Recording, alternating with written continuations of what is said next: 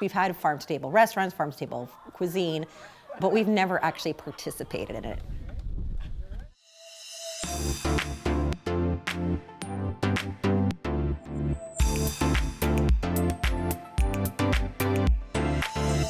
We came down early for breakfast that morning, got into a four-wheel drive, and went to the farm. The food that is served at Morgan's Rock is what they grow on their property. Our first task was milking the cow. Very good. Thank you. For some of us, it was a great success. For some of us, you know, we opted out. Here you go. See? Woo! Do more.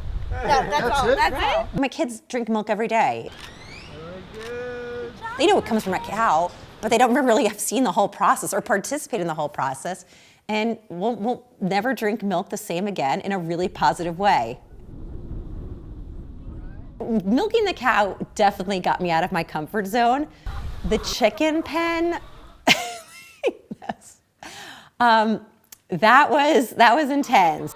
It was a lovely facility, but they were just chickens and they were hungry and we were taking their eggs and they had mixed feelings about that.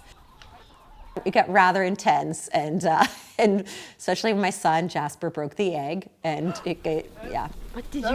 What did What did you do? Just like the milk, now we know, really know and appreciate where these eggs come from.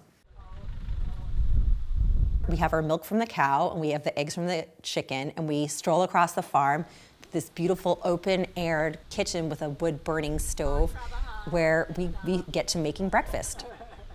Griffin, pat, pat, pat. We make a traditional Nicaraguan breakfast. The gallo pinto, which is the rice and beans. We roll and cook our tortillas in the pan. So no oil, right? No oil, just these have to be soft hands. We boil the milk to pasteurize it, which we had in their delicious Nicaraguan coffee. We had some eggs, which we made with onions, also locally grown on Morgan's Rock property. That's the way. Pass the rice. Pass the rice.